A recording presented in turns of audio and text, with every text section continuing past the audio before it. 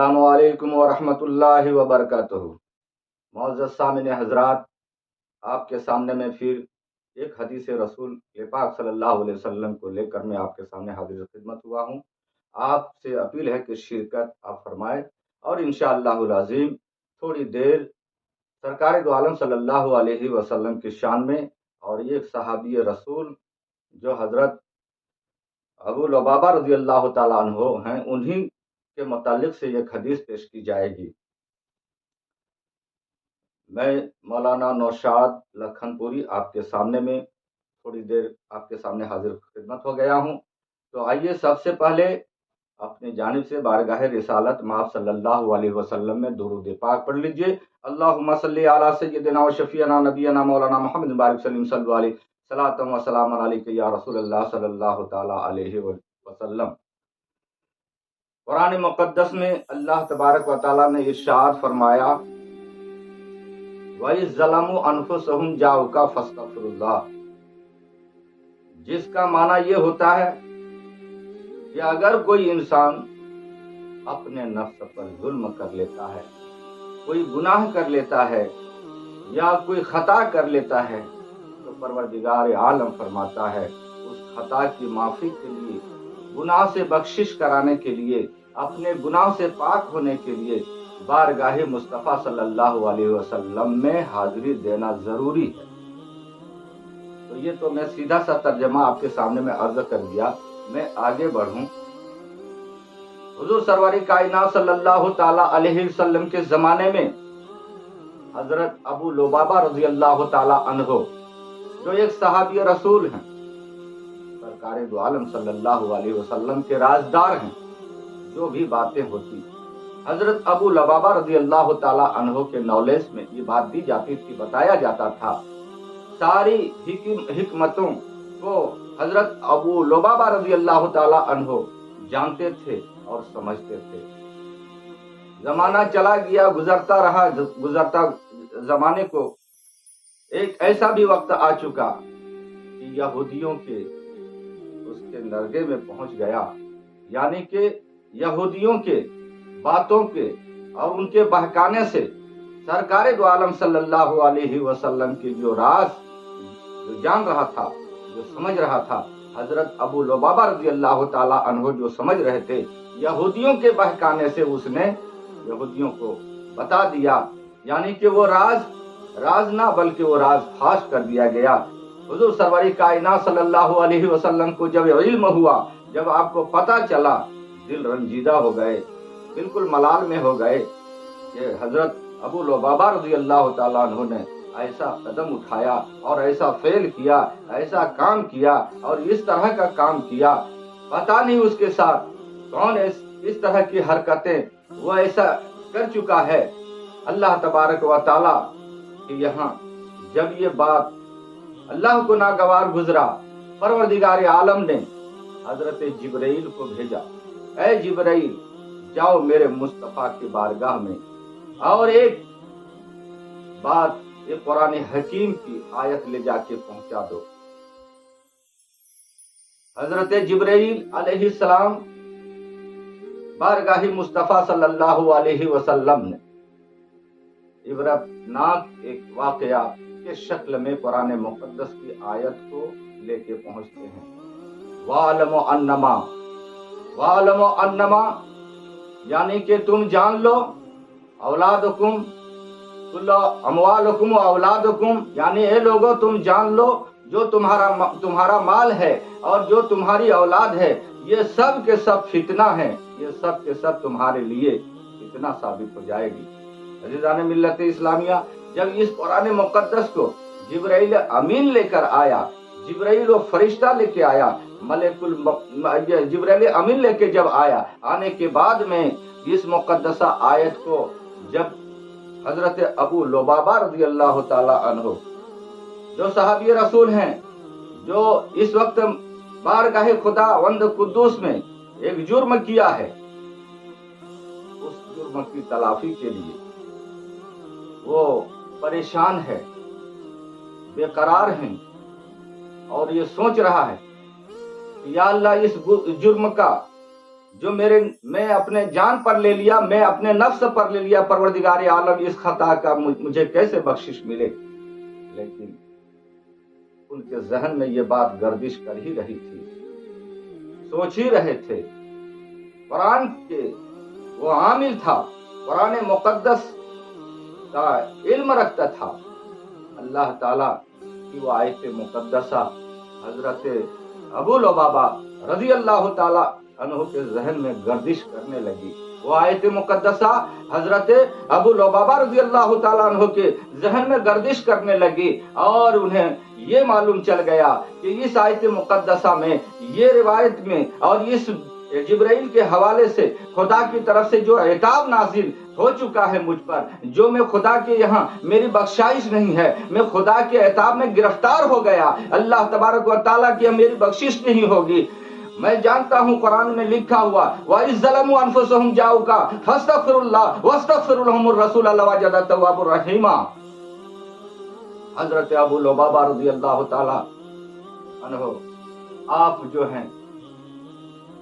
دل و دماغ سے کام لیتے ہیں اور اللہ کے کتاب مقدس قرآن مجید پر حق الیقین ایمان رکھتے ہیں، اور سرکار دو عالم صلی اللہ علیہ وسلم سے محبت کرتے ہیں، عقیدت رکھتے ہیں، اور آپ عین الیقین حق الیقین یعنی کہ آپ جو حضور صلی اللہ علیہ وسلم کے صحابی رسول ہیں، انہیں یقین تھا کہ مصطفیٰ جان رحمت صلی اللہ علیہ وسلم کی بارگاہ میں اگر ہم پہنچیں گے اور ہم وہاں پہنچ کر دعا مانگیں گے، خدا کے رسول کی بارگاہ میں پہنچیں گے، تو یقینی طور پر ہماری مغفرت ہو جائے گی۔ عزیزان ملت اسلامیہ، دوڑتا ہوا، گڑ گڑاتا ہوا، پریشان ہو کر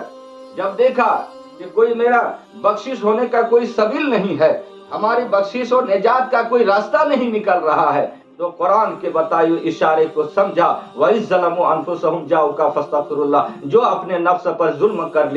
کر لیتے ہیں انہیں چاہیے کہ بارگاہ مصطفیٰ میں حاضری دے۔ تو حضرت لبابہ رضی اللہ تعالیٰ عنہ نے یہی سوچا کہ سب سے پہلے حاضری مصطفیٰ کی دربار ہے، جب وہاں میری حاضری ہو جائے گی تو مغفرت کا راستہ بھی نکل جائے گا۔ میرے دوست اور بزرگوں، حضرت لبابہ رضی اللہ تعالیٰ عنہ مسجد نبوی میں پہنچ جاتے ہیں۔ مسجد نبوی وہ مسجد نبوی ہیں جن کے ستون جتنے وہاں پر لگے ہوئے ہیں مسجد نبوی میں ستون، اس ستون پر سب ستون پر نام لکھا ہوا ہے، تاریخی نام، اور سب جنت کی کیاریوں میں، یعنی اس کیاریوں میں ہر ایک ستون کا نام لکھا ہوا ہے۔ جب پہلے دروازے پر جب لوگ صحابہ کرام پہنچتے ہیں اور وہ ستون جو مسجد نبوی سے بالکل فرشت دروازہ ہوتا ہے، یہ پہلا دروازہ ہے، اور اس دروازے میں لگے جو ستون ہے جسے اس ستون کا ستون استوانہ کہا جاتا ہے، اس ستون استوانہ کے سامنے میں حضرت ابو لبابہ رضی اللہ تعالیٰ عنہ جاتے ہیں، پہنچتے ہیں اور صحابہ کرام سے کہتے ہیں اے لوگوں مجھے اس ستون سے باندھ دو۔ لوگوں نے پوچھا کیا وجہ ہے، کیا بات ہے؟ حضرت ابو لبابہ فرماتے ہیں اے لوگوں سنو، ہم نے بہت بڑا گناہ کا کام کیا ہے اور بہت بڑا ظلم کیا ہے، میں اپنے آپ کو معاف نہیں کر سکتا، میں خدا کے عتاب میں گرفتار ہو چکا،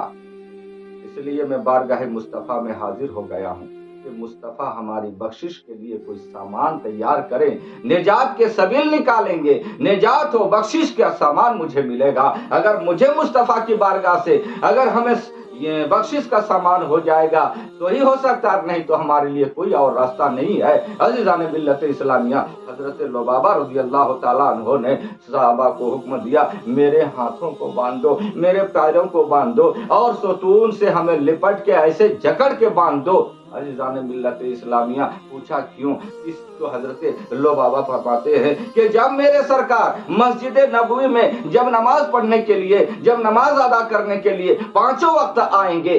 تو ہمیں پہلی ستون میں دیکھ کر کے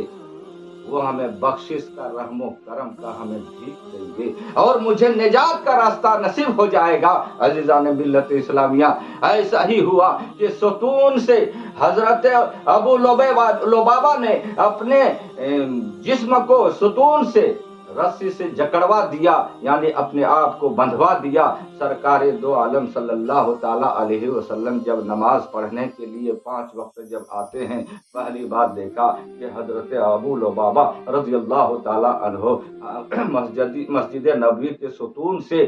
جکڑے ہوئے ہیں، لوگ ہجوم ہے لگے، پتہ نہیں کیوں اس طرح سے اپنے آپ کو جکڑ کے رکھا ہے۔ صحابہ لوگ جمع غفیر ہیں، صحابہ لوگ جماعت کے شکل میں کھڑے ہو کر دیکھ رہے ہیں۔ ایسا منظر زمانے میں نہیں دیکھا ہوگا، ایسا منظر، ایسا کام کوئی کسی کی نگاہوں سے بھی نہیں گزری ہوگی۔ عزیزان ملت اسلامیہ، حضرت لبابہ رضی اللہ تعالیٰ عنہ نے اپنے آپ کو تکلیف دے رہے ہیں،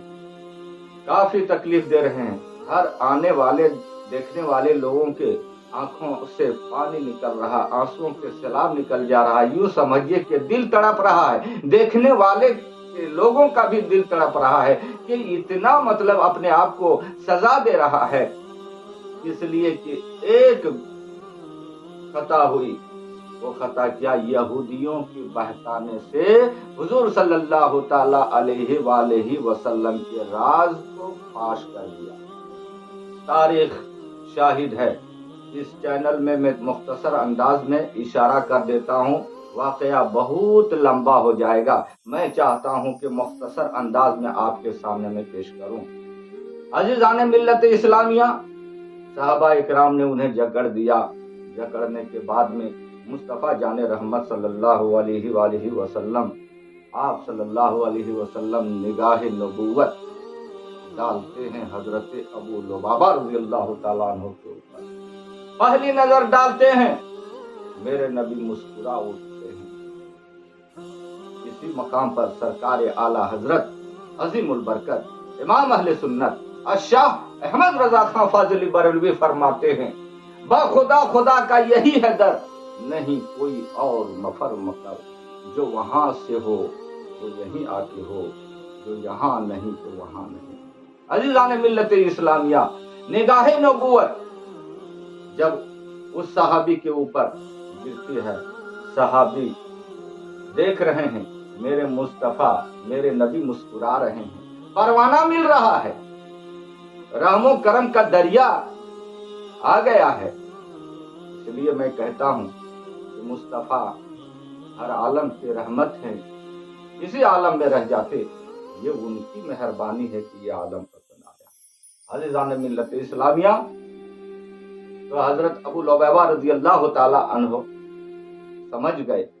مصطفیٰ جان رحمت صلی اللہ علیہ وسلم پیار سے، الفت سے، محبت سے دست مبارک، اپنے دست مبارک سے حضرت ابو لبابہ رضی اللہ تعالیٰ عنہ کے رسی کو کھولنے لگے۔ میرے دوست اور بزرگوں، پتہ یہ چلا میرے نبی کی بارگاہ میں، انہیں حضرت ابو لبابہ کو یہ پتہ چل گیا کہ نبی کی بارگاہ میں جانے سے ہماری بخشش ہوگی، ہماری مغفرت ہوگی۔ جب میرے نبی کی مہربانیاں ہونے لگی، رحم و کرم کا دروازہ کھول دیا میرے سرکار نے، تو میرے سرکار خود اس بندھے ہوئے رسی کو کھول رہے ہیں۔ عزیزان ملت اسلامیہ، میرے رسول کا کتنا بڑا کرم گناہگاروں پر ہے۔ یہ انسان گناہ کرتا ہے، اپنے نفس پر ظلم کرتا ہے، طرح طرح کے گناہوں میں ملوث ہوتا ہے، لیکن میرا سرکار کہتا ہے اگر کوئی تم سے گناہ سرزد ہو جائے، کوئی گناہ تم سے ہو گیا ہے، تو میرے آقا فرماتے ہیں کہ تم میرے دربار میں چلے آؤ، تم میرے دربار میں آؤ اور یہاں پر تم مغفرت کے لیے دعائیں مانگو، یہاں پر عاجزی انکساری کے ساتھ میں اللہ کے رسول کی بارگاہ میں اپیل کرو۔ بے شک مصطفیٰ جان رحمت صلی اللہ علیہ وسلم بہت بہت رحم و کرم والا ہوں گے۔ عزیزان ملت اسلامیہ، اس لیے اللہ تعالیٰ نے قرآن پاک میں ارشاد فرمایا، وَإِذْ ظَلَمُوا أَنفُسَهُمْ جَاءُوكَ فَاسْتَغْفِرُوا اللَّهَ وَاسْتَغْفَرَ لَهُمُ الرَّسُولُ لَوَجَدُوا تَوَّابًا رَحِيمًا، یعنی اللہ تعالیٰ فرماتا ہے، اے لوگو جب تمہیں کوئی تمہارے ہاتھوں سے کوئی گناہ سرزد ہو جائے تو تم خانہ کعبہ نہیں جاؤ، تم اللہ کا وہ مقدس گھر نہ جاؤ، بلکہ تم سیدھے روضہ سرکار مدینہ منورہ جناب محمد رسول اللہ کی بارگاہ عظمت میں حاضر ہو جاؤ، اور عاجزی انکساری کے ساتھ میں رسول پاک صلی اللہ علیہ وسلم کے دربار میں یہ اپیل کرو، تو بے شک اللہ تعالیٰ میرے سرکار کے توفیق سے تمہارے گناہوں کو معاف فرما دے گا۔ اس لیے قرآن مقدس کی آیت کریمہ جو ہم نے آپ کے سامنے میں پیش کیا، انشاءاللہ العظیم پروردگار عالم کی بارگاہ میں ہم اپیل کرتے ہیں، دعا کرتے ہیں کہ سارے مسلمانوں کو گناہوں سے اللہ تعالیٰ بچائے، نیک راستے پر چلنے کی اللہ تعالیٰ توفیق عطا فرمائے، اور ہر انسان کو چاہیے کہ وہ اپنی زندگی کے بارے میں سوچے، نیک راستے میں کیسے ہم چلیں، خدا اور رسول کے احکام کو ہم کیسے پورا کریں۔ انشاءاللہ تعالیٰ میں آگے بڑھ کر پھر کل آپ کے سامنے کچھ باتیں لے کر حاضر ہوں گا۔ تب تک کے لیے مجھے اجازت دیجیے۔ جو لوگ ہمارے چینل میں نئے ہیں ان سے اپیل ہے کہ سبسکرائب کریں اور لائک کریں۔ تو آپ کو دعوانا الحمدللہ رب العالمین۔ السلام علیکم ورحمۃ اللہ وبرکاتہ۔